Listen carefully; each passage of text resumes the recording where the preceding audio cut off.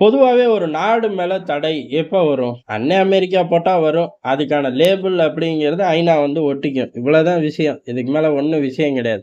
அப்படி Donald Trump வந்ததுக்கப்புறம் தடை, வர்த்தகத்துல அதிக வரி விதிப்பு அப்படின்னு யார நோக்கி போவேன் அப்படின்னு சொன்னார்ன்னா, சீனாவ நோக்கி போவேன்னாரு.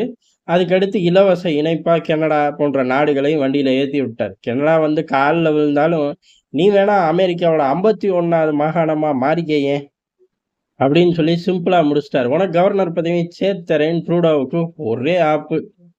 அதோட அந்த சாப்டர் க்ளோஸ் ஆயிருச்சு. சீனாவுக்கு என்ன வச்சிருக்காரு அப்படிங்கிறதுதான். சீனாவுக்கு வலுவான தடைகள வச்சிருக்காரு. எல்லா இண்டஸ்ட்ரியிலயும் பாரபட்சம் இல்லாம 100% வரி விகிப்பு அப்படிங்கிறதுதான். இப்படி அவர் பேசிக்கிட்டு இருக்கும்போது கட்டாயம் வந்து செஞ்சுருவாரு. இந்த தடவ சீனா அமெரிக்காவ அதிர்ச்சியில ஆளாக்கணும். அமெரிக்காவ மிரட்டணும் அப்படின்னு சொல்லி, அமெரிக்காவுக்கு போகக்கூடிய முக்கியமான கனிம வளங்கள, ரேர் எர்த் மினரல்ஸ தடை பண்ணுது. அமெரிக்காவுக்கு ஏற்றுமதி கிடையாது. தடையே போட்டாங்களா அப்படின்னு கேட்டா, ஆமா நாங்க தடையே போட்டோம் அப்படின்னாய்ங்க. அப்ப ஆஸ்திரேலியாட்ட கால்ல விழுந்த கதி தான்டா உங்களுக்கு. இப்படிதான் நைட்டோட நைட்டா நிலக்கரிக்கு தடை போட்டீங்க.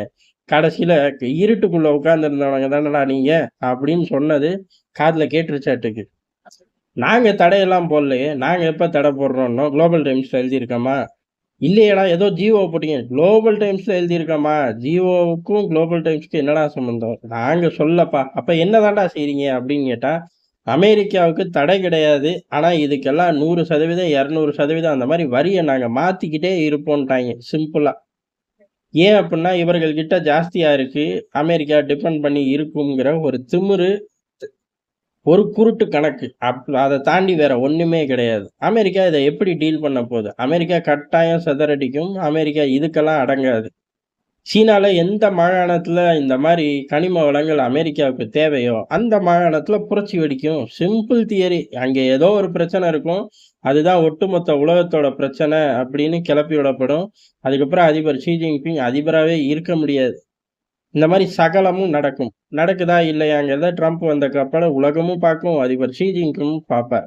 ஆனா அவருக்கான ஒரு கெட்ட நேரம் என்ன அப்டின்னா, உலகம் வெயிட் பண்றதுக்கெல்லாம் இந்தியா வெயிட் பண்றதில்ல. இந்தியா தன்னோட வேலைய இறங்கி செஞ்சிருது. அது சீனாவா இருந்தாலும் சரி, பாகிஸ்தானால இருந்தாலும் சரி, இல்ல ஐரோப்பாவா இருந்தாலும் சரி.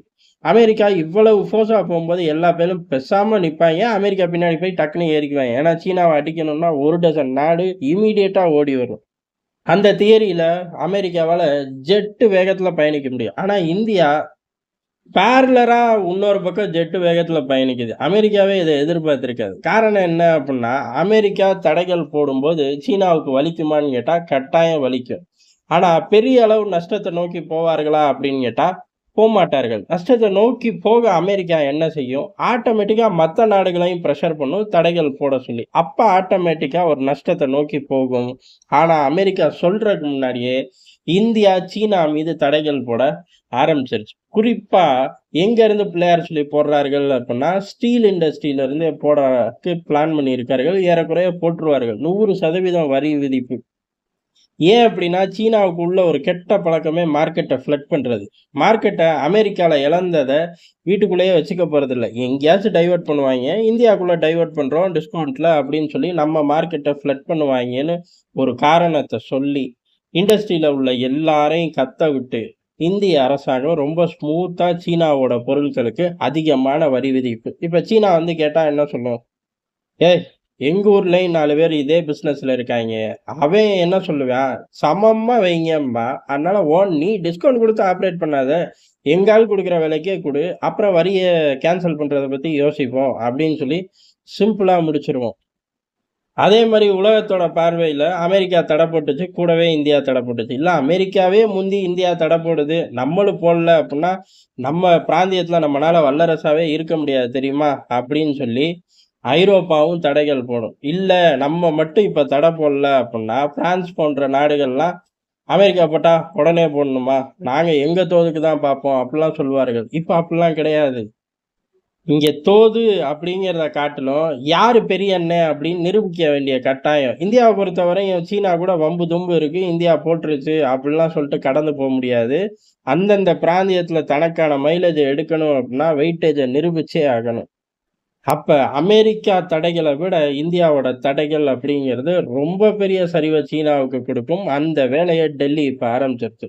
ஏற்கனவே சீன சாம்ராஜ்யம் சரிஞ்சதுக்கு என்ன காரணம் அப்படின்னு கேட்டோம்னா தடைகள் தான். அந்த தடைகளை பிள்ளையார் சொல்லி போட்டு ஸ்மூத்தா ஆரம்பிச்சு விட்டது இந்தியா. ஆப்ல தடை போட ஆரம்பிச்சுச்சு. அதுக்கடுத்து இன்வெஸ்ட்மெண்ட்டுகள்ல எல்லைகள்ல பகிர்ந்திருந்தா அந்த நாடுகள் ஸ்க்ரூட்டினிட்டிக்கு உண்டாகும் அப்படின்னு சொல்லி சிம்பிளா ஒரு புது தியரிய சொன்னோம். டேய் இப்படி ஒரு தியரி யாருமே இல்லையேடா! நீயே இதுவரைக்கும் வச்சுக்கிட்டது இல்லையேடான்னா, இப்ப உருவாக்கிட்டோம்ல அப்படின்னோம். அதையே ஃபாலோ பண்ணி எல்லைகள பகிர்ந்து காட்டி இந்த மாரி வரி விதிப்போம், இன்வெஸ்ட்மென்ட்ட ஸ்க்ரூட்டினிட்டி பண்ணுவோம் அப்படின்னு வேற சில பயல்கள் தடை போட்டாய்ங்க. அதே மாரி இந்த ப்ராடக்ட் எங்க ஊர்ல இருந்துச்சு அப்புட்ன்னா, அது பெர்சன்டேஜே தேவையில்ல. அப்ப நாங்க வரி போடுவோம் அப்படின்னு சொல்லி அடுத்த சில நாடுகள் இப்படி அவங்க தோதுக்கு டிசைன் பண்ணிக்கலாம் அப்படிங்கிறத கொண்டு வந்ததே இந்தியா தான் சமகாலத்துல. சீன தடைகள நோக்கி பெரிய அளவுல ஒரு ட்ரெண்ட செட் பண்ண நாடு இந்தியா.